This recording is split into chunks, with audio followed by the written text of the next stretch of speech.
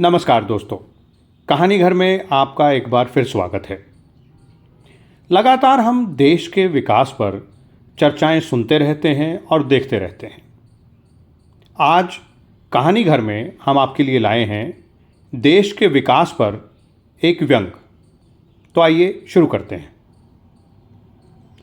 हमारे घर के सामने की सड़क खुदी हुई है, बिजली के खंभे धराशायी हो चुके हैं, नालों की सफाई चल रही है, यानी कि उनकी गंदगी बाहर है और आसपास का जो कूड़ा है वो नालों के अंदर। ठेकेदार के कर्मचारी विध्वंस में व्यस्त हैं। धूप का चश्मा चढ़ाए एक सरकारी निरीक्षक पेड़ की छांव के नीचे एक कुर्सी पर विराजमान इस पूरे विनाश का जायजा ले रहा है। सारे मोहल्ले की बिजली पानी बंद है। घर से हमें पत्नी ने इस संकट के कारण और उसका हल खोजने के लिए बाहर ठेल दिया है। हम सरकार से संपर्क करने का साहस जुटाने की कोशिश कर रहे हैं। इससे पहले एक बार और हमारा सरकार से वास्ता पड़ चुका है। किसी स्कूटर चालक को एक ट्रक सामान्य सा हेलो कहकर हवा से बातें करता गुजर गया था। एक सहयोगी स्कूटर चालक के नाते हमने अपना दोपहिया रोका और तत्काल जाकर सबसे पहले दिखे पुलिस वाले को इस दुर्घटना की खबर दे दी। वो सिपाही बड़ी लगन और निष्ठा से एक खोमचे वाले पर डंडा चलाने की रियाज कर रहा था।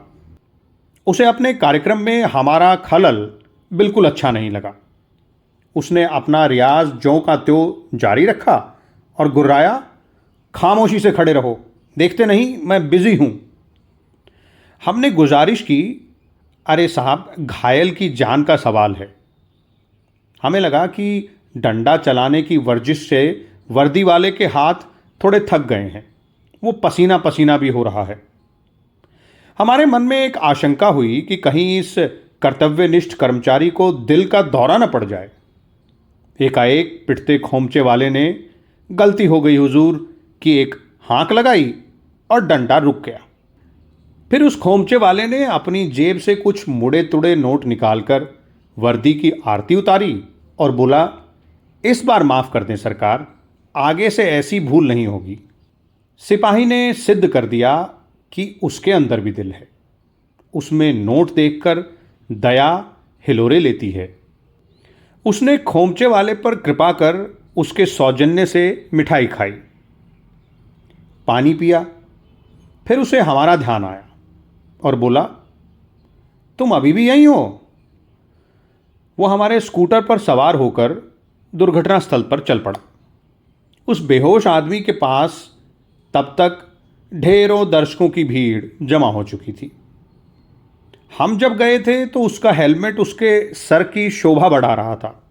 उसका ब्रीफकेस भी उसके पास बंद पड़ा था, लेकिन अब हेलमेट गायब था और ब्रीफकेस खुला हुआ था। भारत दर्शकों का देश है।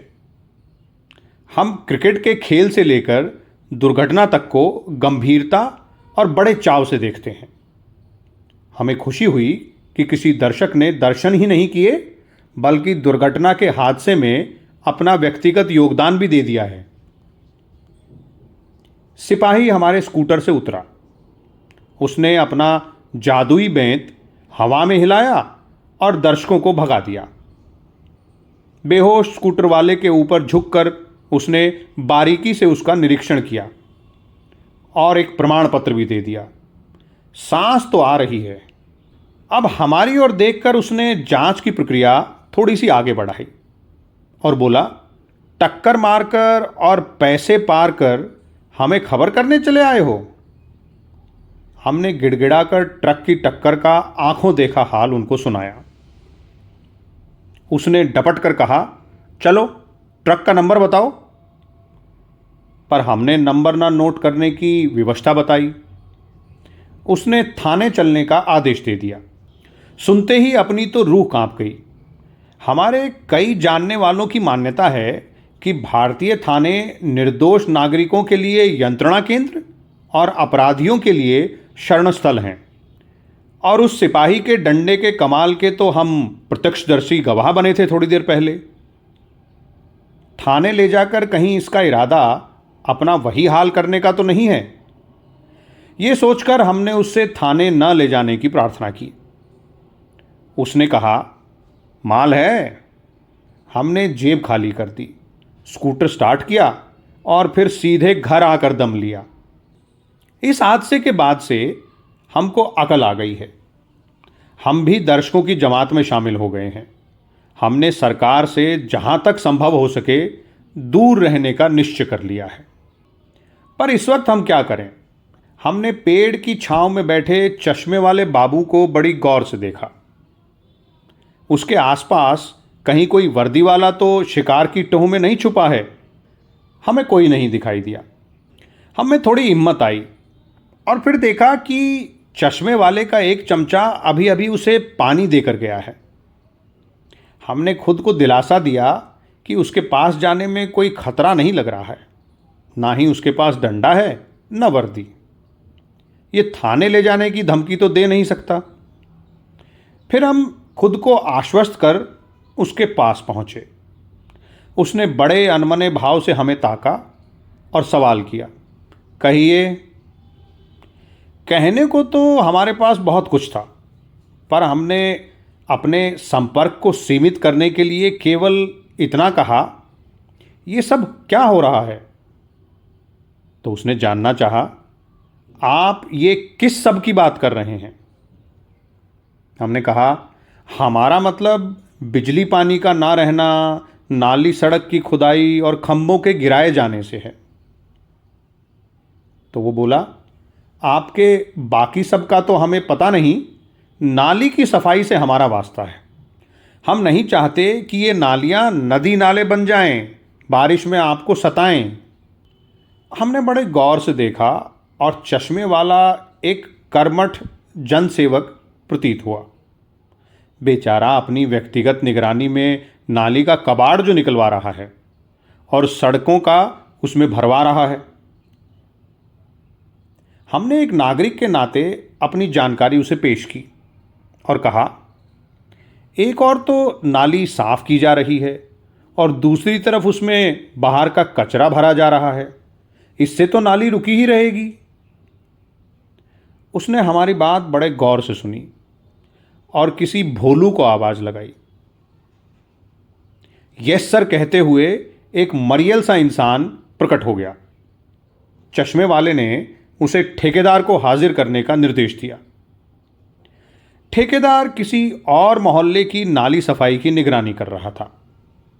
उसे उसके मोबाइल फ़ोन पर खबर दी गई कि सफाई निरीक्षक साहब ने उसे तलब कर लिया है। वो इंपोर्टेड आफ्टर शेव और गाड़ी में गमकता हुआ चला आया।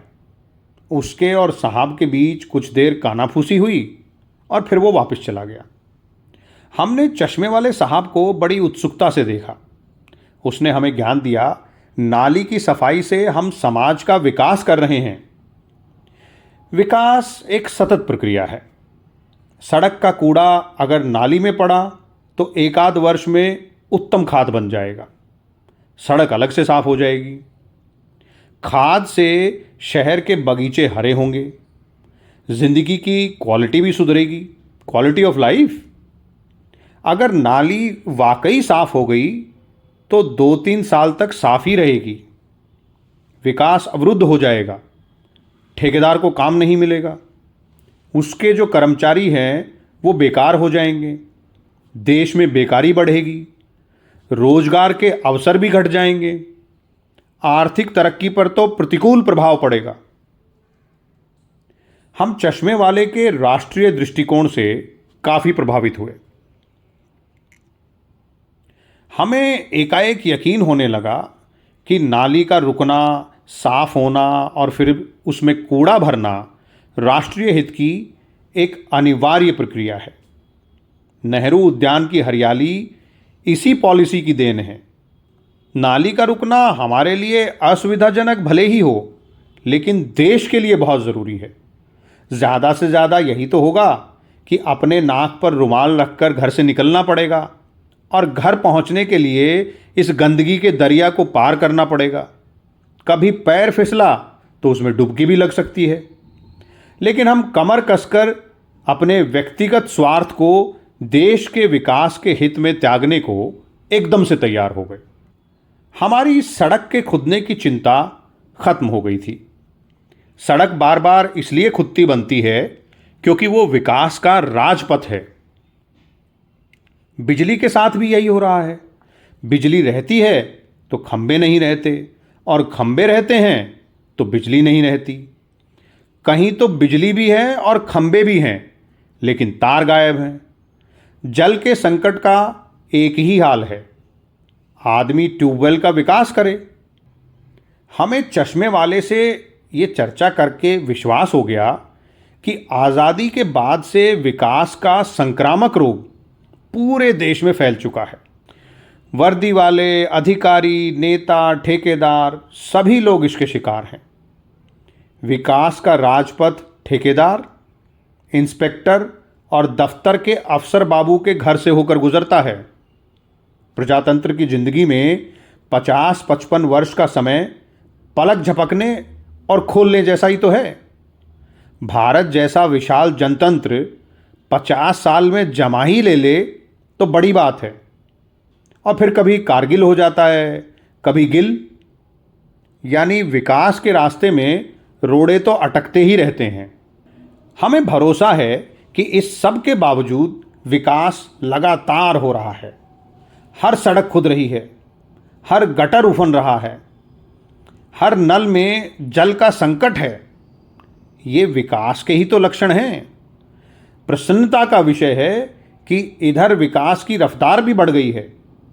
कभी विकास साइकिल से हुआ करता था, फिर वो जीप और कार से होने लगा। अब तो हर राज्य में मंत्री, मुख्यमंत्री सब विकास हेलीकॉप्टर और हवाई जहाज से करने पर तुले हुए हैं। विकास के लिए शासन और पूरी सरकार प्रतिबद्ध है। अखबारों में शिक्षा से लेकर शौचालय तक के विकास का विज्ञापन है। हर सरकार के विकास में योगदान की महंगी महंगी एडवर्टीजमेंट हैं। उनमें बड़े बड़े आंकड़े हैं। आज़ादी के बाद करोड़ों पढ़े और करोड़ों अनपढ़ हैं। लाखों शौचालय बने और बिगड़ गए। हजारों पुल और इमारतें खड़ी हुई और ढह गई। बस थोड़ा सा धैर्य रखने की ज़रूरत है। विकास ऊपर से नीचे आ ही रहा है। सरकार में हर स्तर पर आ चुका है। जनता तक भी धीरे धीरे आ ही जाएगा। तो ये था देश के विकास पर एक व्यंग। उम्मीद है आपको गोपाल चतुर्वेदी की ये रचना पसंद आई होगी। ऐसी ही और बेहतरीन कहानियों और व्यंग रचनाओं के लिए जुड़े रहिए कहानी घर के साथ, और हमारा चैनल सब्सक्राइब कीजिए। नमस्कार, धन्यवाद।